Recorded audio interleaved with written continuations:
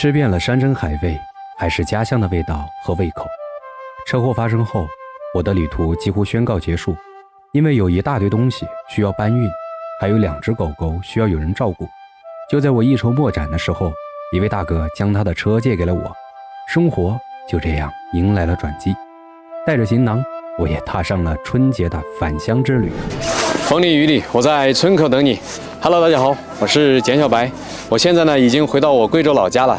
今天呢，咱们来吃杀羊饭呐。这个是我表姐家，今天是我第2次啊来到她家里边做客。现在呢，身后都是我家乡的亲戚啊。我准备带你们去看一看贵州的家乡啊，在农村现在变成什么样了。我们来看一下哈，这是做的什么？这个是羊杂吗？羊肉，羊杂哈，羊肉，羊肉，看一下。哦，羊肉。哇，好香哈！然后拍到漂亮的。忒漂亮了，把你们拍的。这都是我家乡的亲戚啊，能吃了啊？我来整块12来。你要吃肉吗？吃毛肚的。吃肉，肥一点的。你要是肥的，肥的太肥了。是肥的来。哦，我自己吃吧。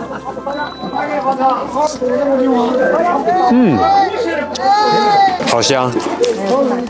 时间倒回10多年前，我在家乡很少吃羊肉的，因为羊肉很贵，基本上都是以猪肉为主。过年的时候，家家户户都会杀一头猪。现在生活条件好了，有的家庭就会宰一只羊招待来客。虽说是后来才盛行吃羊肉的，但是贵州的黑山羊肉也是相当的霸道。这个是在弄豆腐条啊，只配的你们熟，没配你们脸。这个呢是豆腐条，豆腐条呢在我们道真很出名，特别是他们这边的豆腐条啊，也很出名，很好吃。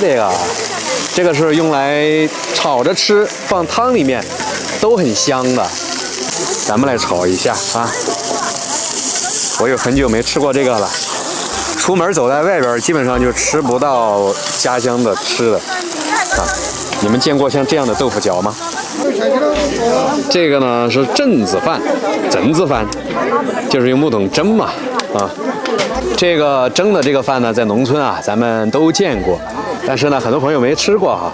这个蒸的饭很好吃，在很多乡下都会有这样的木桶蒸饭，但是呢，每个地方啊，它的方法也不一样哈。菜豆腐啊，哇，这个也好香。这个菜码儿，这我们俗称的菜豆腐，我已经很久没吃过了。菜豆腐是我老家餐桌上必不可少的一道菜，鲜嫩可口，而且汤水很解腻。小时候一直搞不明白这清汤寡水的，为什么那么多老人爱吃。后来才明白，也是因为过去太穷了，这道菜容易获取而已。不过现在却成了一道美食。那萝卜已经熟了啊？熟了。熟了，我尝一坨啊。那个是用羊汤蒸的吗？原汤原汁原味的。冬萝卜这样炖出来很好吃啊。萝卜呢，我喜欢炖烂一点，不知道你们是不是喜欢这样炖烂了吃啊？很香。不管走到哪里，咱们都要以吃为主啊，玩为辅。这个回到老家呢，也要拍吃的。在外地呢，我们拍过很多美食。在我老家的美食啊，其实很多人都不知道。贵州其实有很多扣肉，但是我觉得在我老家的扣肉比很多地方都好吃啊。这里面呢，蒸的就是那个扣肉。我们这边老家的扣肉呢，有很多种啊，我也记不清了。一会儿呢，咱们蒸出来给大家看一看。老辈子，那会儿能接锅看会儿了不？我说我打开拍一会儿。你们又爬就跟爬，哇！水白的，看一下，我的天哪！扣肉在云贵川实在太常见了，真正做得好吃的并不多见。我老家的三瑶台是一道饮食文化名片，作为非物质文化遗产，餐桌上的每一道菜都是重头戏。虽说是常见，但扣肉真的是灵魂美食。在我们村里，扣肉可以做成5、6种口味，每一道扣肉都能让人垂涎3尺。那个闻起香得很了。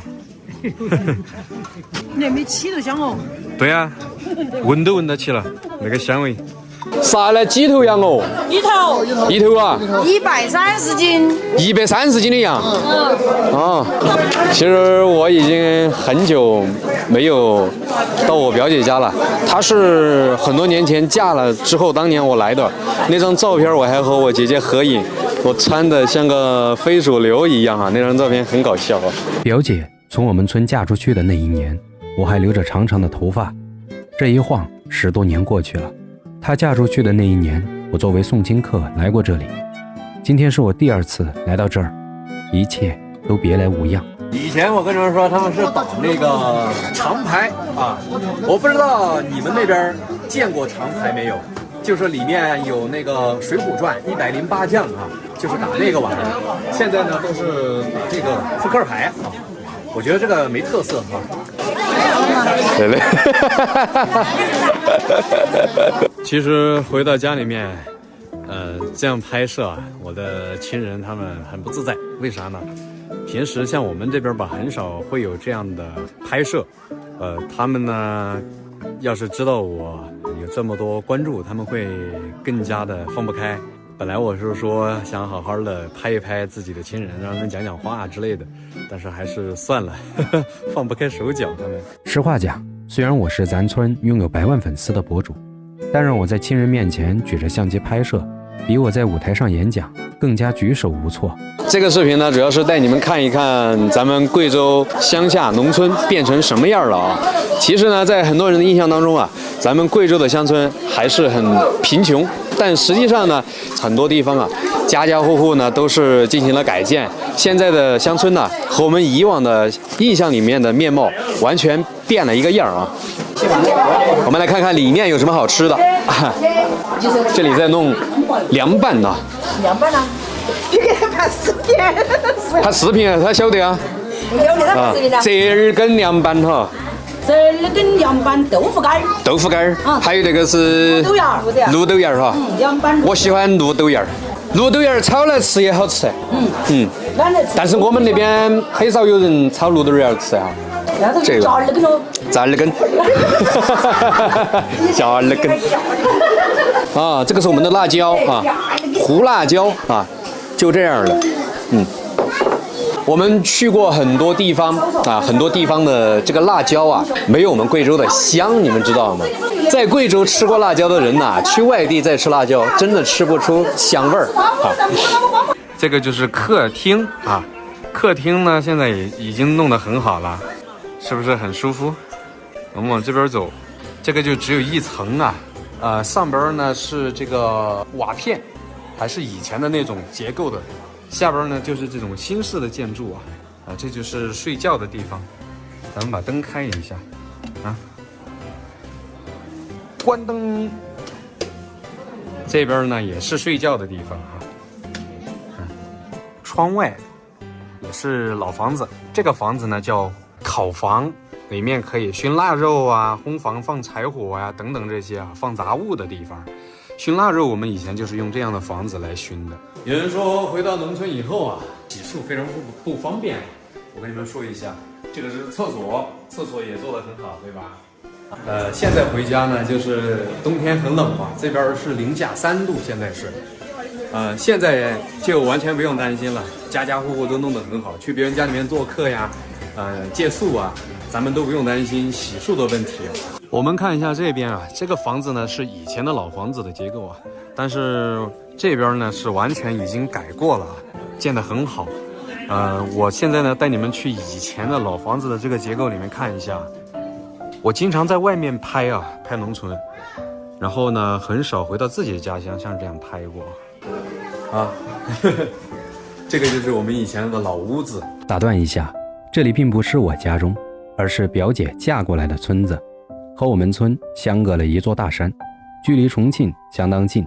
我们的家乡就地处大沙河自然保护区边缘，生态环境非常好，只不过很少有人对其宣传。回到正题和亲人们简单寒暄后，我要带你们去尝尝我家乡的沙洋饭。开饭了！够了，我要吃一下这个豆腐，好久没吃过了。好，小朋友，要不要去干这个吗？谢谢啊。还是那个味道。来拿一组干粮。来，哇！哎呀，我吃个头了。天呐，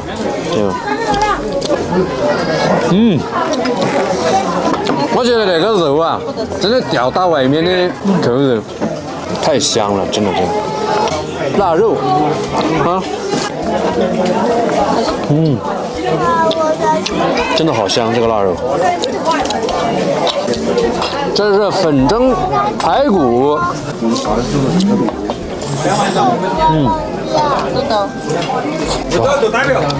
还得是家乡的美食好吃。虽说是办酒席，我像家常菜那样精挑细选的去做一道菜，但是这样已经很香很好吃了。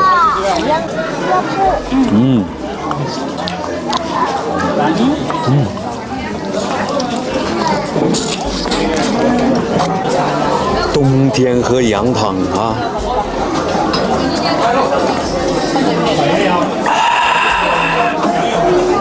太好吃了，这桌子上的每一道菜都合我的胃口。如果有机会，我邀请你们到我老家来做客，你们吃过我们老家的东西以后，你们肯定会爱上的。这些呢有个人炒菜的一样的。吃饱了，我的天啊，吃得好爽！吃好吃的，永远都是回到自己的家里面好吃啊。